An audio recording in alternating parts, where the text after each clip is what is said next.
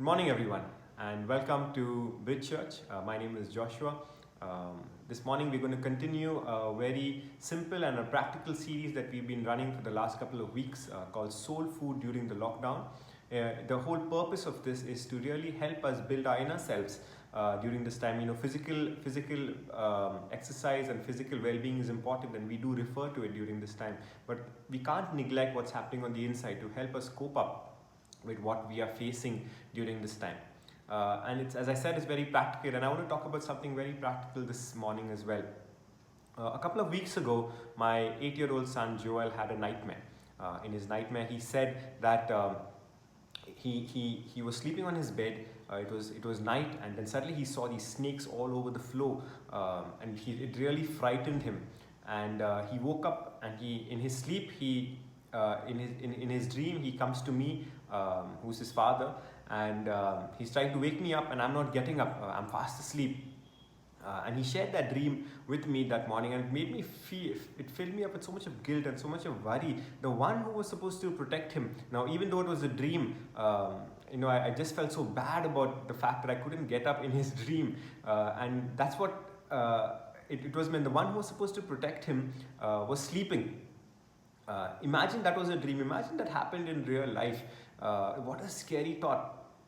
And this morning, as I was thinking about this, I was led to this story in the Bible which talks about something like this happening, but not in a dream, but in real life. But the outcome of it was something completely different. And I thought we can draw a lot from the story. This is the story of Jesus and his disciples and his followers going on a boat, and suddenly a storm comes. If you have your Bibles with me, you can open up with me to Mark chapter 4, the Gospel of Mark chapter 4, verses 35 to 41. It's a familiar story for some, and let me read a bit from it as well. It says, Mark chapter 4 verse 35. As evening came, Jesus said to his disciples, "Let's cross to the other side of the lake." So they took Jesus in a boat and started out, leaving the crowds behind, although other boats followed. But soon a fierce storm came up. High waves were breaking into the boat and began to fill it with water. And guess what happens now? This is very, very interesting.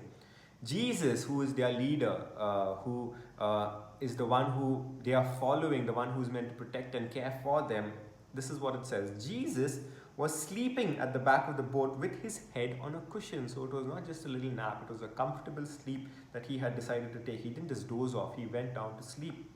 The disciples woke him, shouting, "Teacher, don't you care that we are going to drown?" When Jesus woke up, he rebuked the wind and said to the waves, "Silence, be still." Suddenly the wind stopped, and there was a great calm. Then he asked, "Why are you afraid? Do you still have no faith?" The disciples were absolutely terrified. "Who is this man?" they asked each other. "Even the wind and the waves obey him." Now for us, we know who this man is. This man is Jesus, the Son of God, who came as the Messiah to save the entire world. But in this story, they are still drawing and trying to get to know who this Jesus is. But here we see that Jesus, their leader, is sleeping when he should have been awake out there helping and protecting them. Moreover, we also see that Jesus is not the one who is in wrong. So when he sees what has happened, we see in the story that it is Jesus who is reprimanding, who is rebuking his disciples, the ones who are awake, telling them that they have less faith rather than admitting something wrong that he had done. There is a similar story with a similar principle, but in a different context, of a story of two women, Martha and Mary, two sisters, in fact, who Jesus and his disciples visit. And in this story, Martha, who is the active one, who's working, roaming around the house, getting ready for the whole guest and preparing, and running around and getting all upset that her sister is just sitting there at the feet of Jesus, listening to him. And she complains to him, saying, she's not working and she's not doing this, she's not doing this. But Jesus responds saying that she has chosen the better thing by sitting at his feet. So we start to see that there is a principle, one of the ways in which Jesus functions and what he seems to acknowledge in these two stories. Now please note that Jesus is not promoting laziness. In fact, he worked hard as well. He walked, he roamed, the 3 years that he functioned, he really worked hard in trying to spread the news of the kingdom and the good news of why he came and what his father's plans were for this world. But in these stories, we see an important principle that is applicable not just for our bodies, but for our souls as well. And that is rest. And more precisely, the importance of sleep. And that's what I want to talk about today. And the question is, why should we talk about that? Why are we spending an entire sermon, an entire talk talking about rest? Um, Let me share a few stats that will help you realize why. Now, about a third of our population across the world is suffering from some sort of insomniatic symptoms, that is, having a lack of sleep. Parents have more problems with insomnia than those without children. I know that, but I'm sure that there are many who are without children who are struggling with sleep as well. In fact, about 23% of adults have trouble sleeping due to stress and anxiety. About 78% of pregnant women experience insomnia. 9.4% of adolescents suffer from insomnia. And it is estimated that by 2023, about 13 crore people across the world will be suffering from acute insomnia, not just general cases. I'm talking about acute insomnia. So this is a very relevant topic for us. And on the other hand, Matthew Walker, who is the author of the book Why Do We Sleep, or Why We Sleep, he talks about the benefits of sleep when he says it enhances your memory and makes you more creative. It makes you look more attractive. It keeps you slim and lowers food cravings. It protects you from cancer and dementia. It wards off colds and the flu. It lowers your risk of heart attacks and stroke, not to mention diabetes. You'll feel happier, less depressed, and less anxious when you sleep. And the question is, if we know the benefits of rest and sleep so much, why is it that we struggle so much to do that? And I want to give you 3 reasons. And here I am not speaking about those who have a clinical condition of insomnia. If you do, I really recommend that you see a specialist for this. But for most of us, the general public, why is it that we struggle to rest? What is it that we struggle? What are the reasons why? And I want to share with you 3. The first one is guilt. We have grown up in a culture where what we do determines our value. So we do a lot. We always feel we are not doing enough, and we feel guilty about it. I remember my mom, sweet that she was, would work so much, and she was such a hard worker. But the moment she would rest sometimes, put her feet up, sit on the sofa, and just watch one of her soap operas, and if anyone entered into the room, she would feel so guilty. She would immediately get up, saying, I was just looking, I was just checking, I was just about to get up. And she would get so troubled by the fact and feel so guilty, because in one sense, we all live in that culture where doing determines our worth and the amount we do. And sometimes parents often drill this sense of guilt into their children for sleeping late. A person who sleeps is a lazy person, a person who's not doing too much, who has a chill life, who's possibly unambitious. That is what we think of when we see a person who is getting a chance to sleep. The second reason is more deeper, and it's connected to that guilt, but also slightly nuanced when it talks about a savior complex. Many of us feel that we need to save our world, we need to save our families, we need to save our neighborhood, our city, our communities, save the souls of all of those going to hell. It often comes from a deep sense of acceptance, again connected to doing things for others, but not in a healthy, but in an obsessively unhealthy way. There is so much to do, we cannot waste time sleeping. Andrew Bunt, I want to read a little quote for you, which says, "For many in the modern world, we don't like sleep because it stops us from doing which we feel are important. Important either to ensure our well-being, like earning more money and to have more stuff, or our identity, like earning more money to have more stuff. Basically, it undermines our God complex, which tells us that we have to ensure our own well-being and we have to create our own identity." It is rooted deep inside of us, knowing that we need to do all of this in order to save the world. We have so much to do. The world depends on us. It's what we are calling a savior complex. And the third reason, which is simple, is just out of habit. We are just used to sleeping less. So many shows to watch, so many new messages to check. Doing that, being on my phone till the very last minute helps me relax. And I personally, in fact, I feel that, I feel when I need to chill, I just need to relax. I just need to take my phone and unendingly just scroll through it. And I think it makes me relax.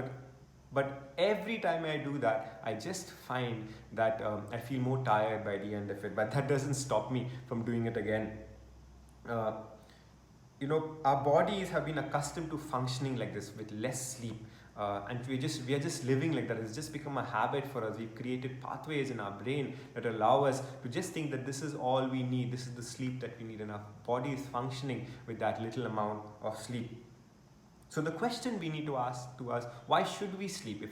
If it's stopping us from doing important things, if it's stopping us from saving the world, if it's stopping us, if our bodies are used to it with this habit, why should we change that? Why is it necessary to change it? In our generation, we need to have good reasons, not just because someone tells us to do so, and we don't like it when someone says, this is why you should do it. We need to know the reasons for ourselves. So let me give you 3 quick reasons of why we should sleep.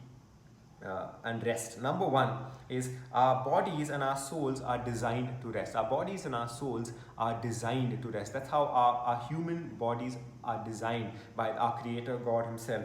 There is a limit of how much a car can run till it overheats. There's a limit to how much a device, be it a phone, a laptop, can run until it needs to be shut off and needs rest. Our muscles grow through cycles of contracting and relaxing. That's how it grows. And the Bible, when explaining the whole act of creation, of how the world was created, shows us an important and vital principle. At the end of an entire week of work, God, who created this world, it describes his next step. On the 7th day, it says in Genesis chapter 2, verse 22 to 23, by the 7th day, God had finished the work he had been doing. So on the 7th day, he rested from all his work. Then God blessed the 7th day and made it holy, because on it he rested from all the work of creating what he had done. God rested. Does God need rest? No, but his creation does. So in creating the world, he also created a pattern of rest. There's a time to work, there is a time to rest. In fact, the day the humans were created was the 6th day, as the Bible says. And the first day on earth, the 7th day, was not a day of work, it was a day of rest. And it's important to realize that that's how God created us. God created us as beings who need patterns. We need times of resting, not just for a vacation, not just on a weekly basis, but on a daily way. We need to continue to have times of work and times of rest. The second reason why we should rest is rest and sleep gives us things that being awake cannot. It's as simple. I remember a clear incident when I was in my 3rd year of my Bachelor of Science. It was my board exam. It was a big exam. It was my first exam. And we had a good a holiday of over a month before that. And I started developing a pattern which I found worked for me for studying, which was I would stay awake right through the night, have my breakfast in the morning, and then go to sleep till lunch till after lunch, because I found the night was quiet. It would help me study and concentrate on my work. And so for over a month, I developed a pattern of staying awake right through the night and getting up and sleeping in the morning and in the afternoon. But soon time came for my board exam, and my first exam was in the in somewhere in around noontime. And I remember still being used to that pattern, but I knew that I needed to sleep before the exam, but I just couldn't. So I studied as much as I could. I went to sleep, at about 2 or 3 in the morning, thinking I'd get a good about 7 or 8 hours of sleep before I go for my exam, but I just couldn't sleep, and so I struggled, and I ended up must be sleeping for maybe an hour or 2 hours before my exam. And I went there and I'd studied. I'd really done a lot of study. I went there and I sat down for my paper. And the most scariest thing ever happened to me. I remember sitting there, seeing all those questions, knowing I studied them. And as I started answering the question, I would write the first few lines and then I would just blank out. I said, okay, let me go to the next answer. I started writing it again, first few lines, and I just blanked out. I knew I had studied all those questions, but I just couldn't remember what I had studied. My mind was on adrenaline. My mind was so worked up that I couldn't recall the things that I had studied. It needed that rest, which it didn't. And the good news was, slowly as the paper went by, I was managed to little by little put it, and I did pass the exam. So, but it taught me a vital lesson that I needed to change my pattern as the exam started, to ensure that I get adequate amount of rest before I sleep. So just like vitamin C gives us some nutrients, what vitamin A cannot give us, in the same way sleep gives us certain things in our bodies that being awake cannot. Being awake does not give us enough of.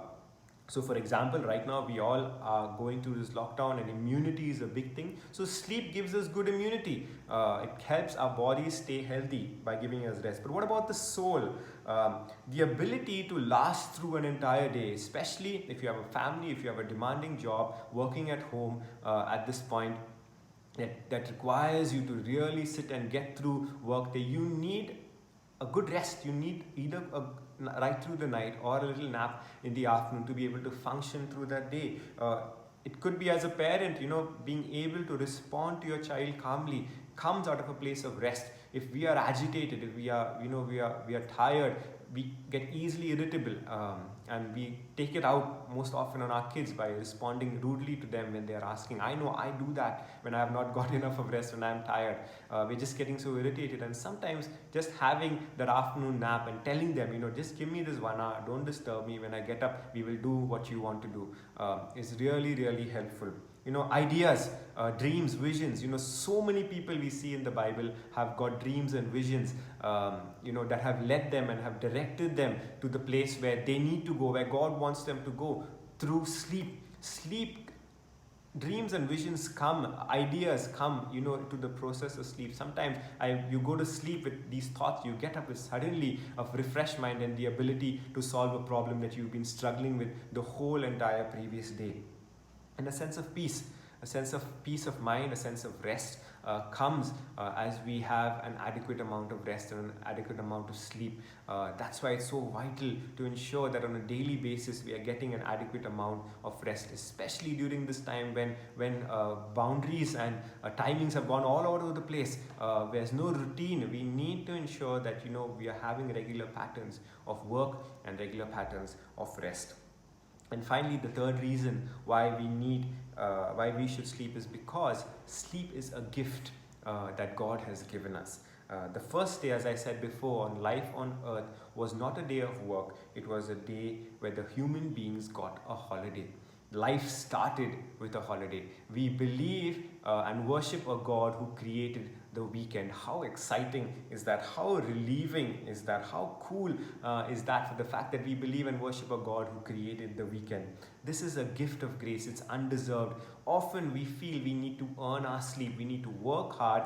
Then we have worked hard enough to earn that rest. But no, it is the opposite pattern that we see here. God first gives us a day of rest. And then from that rest, from that sense of being rested, the sense of trust, the sense of being in God, then we move forward to do the rest of the work. Sunday is not the last day of the week. It is the first day of the week. But even before, the human being, before they can start creating and start taking care of the creation that God has given them, God has already given them a holiday. Psalm 127 verse 2, which is an amazing verse, says, "In vain you rise early and stay up late, toiling for food to eat." It's not saying, in the context, it's not saying that we should not do that, but there's an amount and there's a limit of how much we can do that, because God grants sleep to those whom He loves. Sleep is a gift that God has given us because He loves us. We don't need to feel guilty about it, because it's something that God has freely given us. And this is the good news. This is what we call the gospel in one way. God gives us what we don't deserve: rest, peace, sleep. The world tells us to stay awake and work hard, which is important, but God gives sleep to those whom He loves. There are people around the world, though they are awake, they are dead in their souls. They are just living, they are just struggling, they are just moving forward without any purpose, because they're not enjoying that eternal sense of peace and eternal sense of rest. There are people around the world who, though they are awake, they are dead in their souls, working night and day to get that which they can never get by being awake: a peace of mind, a future and a hope. But God gives sleep to those He loves freely, just like He gave us His Son, Jesus. Our eternal soul awakes from eternal sleep to eternal life only as we trust in the one who sleeps in the storm. Jesus was asleep in that story, in the storm, because He knew that He was in control, that God was in control. Our worth does not come from what we do, but primarily from who God has made us to be, in His image and His likeness. And that is where our identity and our work comes, not from the amount of work that we do. Just like there are things that sleep can give us that being awake cannot. There are things that only God can do and we cannot. We can sleep in peace because God doesn't. Psalm 121 says this again, that He will not let your foot slip, because we are often worried that we need to do enough, we need to be prepared enough when we are awake, so that the things will be all right. And we are so worried and afraid of this. But God says He will not let your foot slip. He who watches over you will not slumber. Indeed, He who watches over Israel will neither sleep nor slumber. We can sleep because God never sleeps. And that is such a reassuring thought for each one of us. Fred Sanders, who's talking about the theology of sleep, says this: at the very least, sleep is a good opportunity to entrust yourself, your entire self, to God's care. You're trusting something when you lay down your body and with it the control of your conscious mind.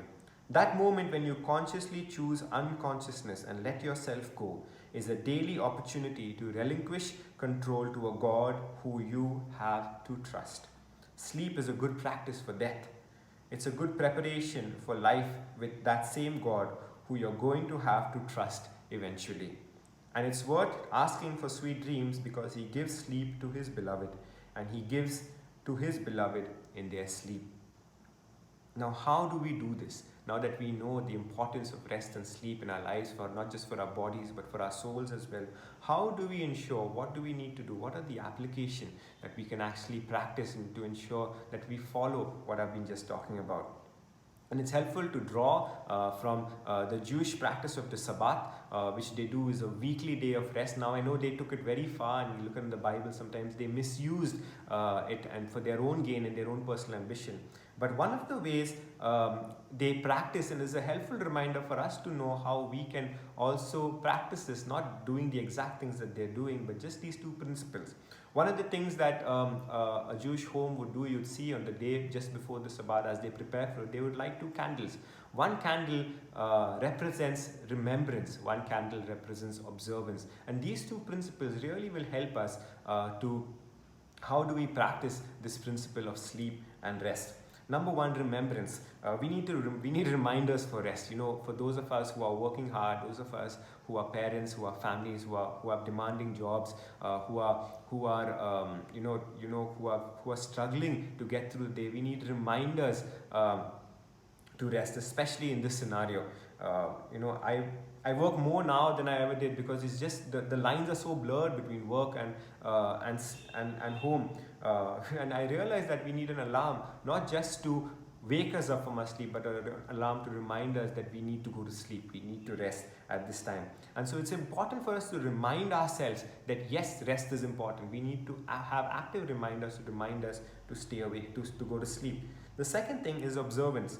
For Christians all over the world, know that there is nothing better than that afternoon Sunday nap.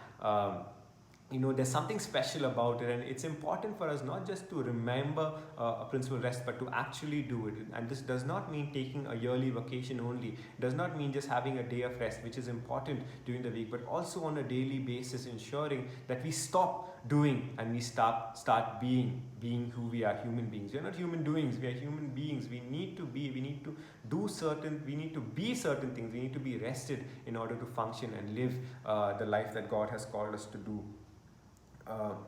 And one way to do it is to perhaps do something that gives us active peace, an active sense of rest by doing a hobby or something like that, but also actually sleeping.